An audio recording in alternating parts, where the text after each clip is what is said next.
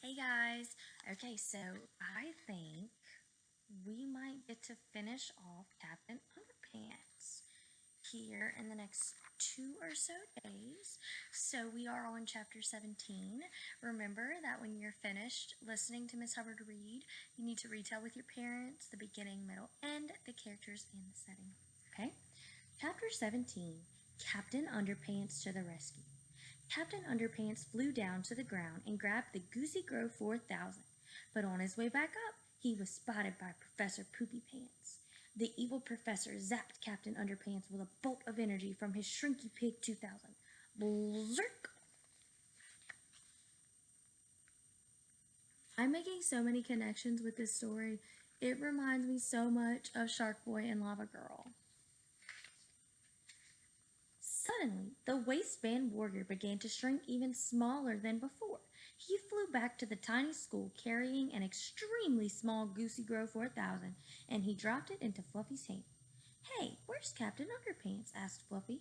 I don't know, said Cheeseball. I think he got shrunk so small that we can't see him anymore. Well, said Fluffy, at least we have this little invention thingy. How is that going to help us? Asked Cheeseball. I saw Professor Poopy Pants use it to make that pencil grow really big, said Fluffy. It is our only hope for getting back to normal size. I hope it still works, said Cheeseball.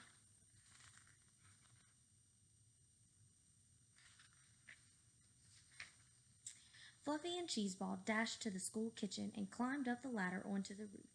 Maybe if we zap the school with this thing, everybody will grow back to normal size, said Fluffy. Good idea, said Cheeseball. Then we can all run away. Chapter 18. Are you there, God? It's us, Fluffy and Cheeseball. Fluffy pointed the Goosey Grove 4000 at the roof of the school and got ready to press the button. But the boys were spotted by Professor Poopy Pants. Quickly, he turned his mighty robotic hand, and Fluffy and Cheeseball slid off the roof. Downward, they tumbled through the air. Oh no, shouted Cheeseball. We're doomed!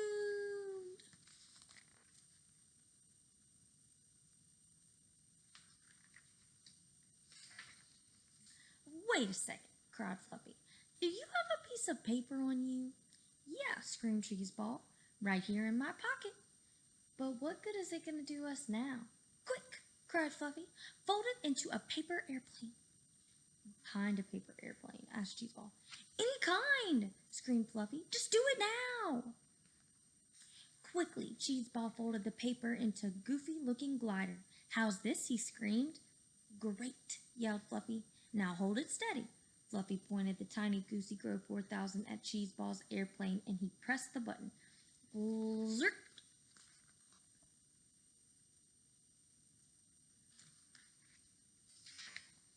Suddenly, Cheeseball's airplane grew to an enormous size. Fluffy and Cheeseball flopped down into it, and the paper airplane took off, gliding through the air. Oh man, cried Cheeseball, I can't believe that worked. We're not out of this yet, yelled Fluffy. Chapter 19, The Flight of the Goofy Glider. Fluffy and Cheeseball had to admit that it was pretty cool flying over the city streets on a paper airplane. They didn't even seem to mind the fact that they were only about an inch tall each, but you can probably imagine the boys' concern when they started heading straight for a wood chipper. A wood chipper, oh no! Look at his silly hair. Oh no, cried Fluffy. We're gonna get, wood chippered to death. Cheeseball couldn't look. He put his hands over his eyes and waited for the inevitable. But suddenly, swoosh! The paper airplane swerved sharply and missed the wood chipper altogether. Hey! Cried Fluffy. How did that happen? I don't know, said Cheeseball. I'm not steering this thing.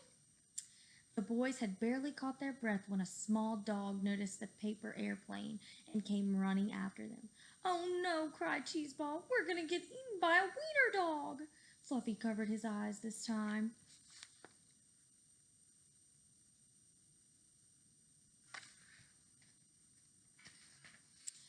But wouldn't you know it, the airplane swerved sharply upward and out of the range of the little dog altogether.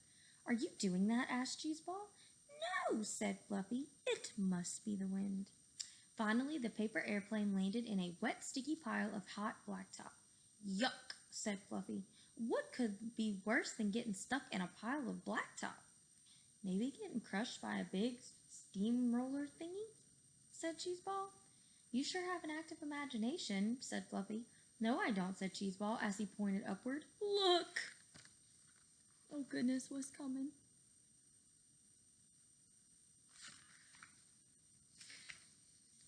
Oh no, screamed Fluffy. We're gonna get steamroller thingy to death.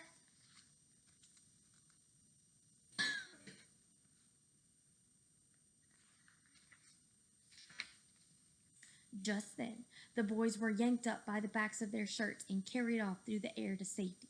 Something's got a hold of us, cried Cheeseball, but I can see what it is. It must be Captain Underpants, said Fluffy. We can't see him because he's so small. Hey, said Cheeseball, I'll bet he was steering that airplane out of danger too. Our hero, shouted the boys. Extra, extra, extra, extra, extra, extra, extra, extra, extra large underpants. Chapter 20. Fluffy and Cheeseball landed safely in the abandoned alley. We've got to enlarge Captain Underpants so he can fight Professor Poopy Pants, said Fluffy. The fate of the entire planet is in our hands. But how can we enlarge him if we can't even see him? Asked Cheeseball. Good question, said Fluffy.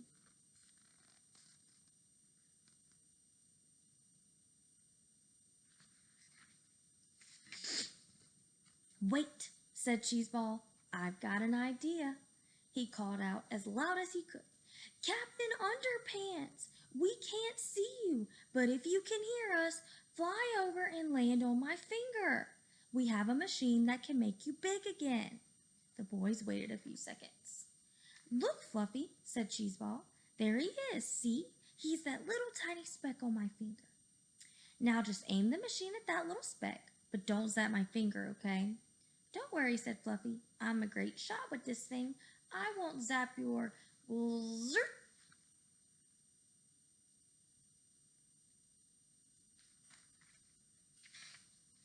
Oops, sorry. The good news was that Captain Underpants had grown larger and was now visible. The bad news was, well, let's just say that Cheeseball was going to have an awful hard time picking his nose with his right hand from now on. Fluffy gave Captain Underpants a few more shots from the Goosey Grove 4000. The waistband warrior grew and grew and grew until he was 10 stories high.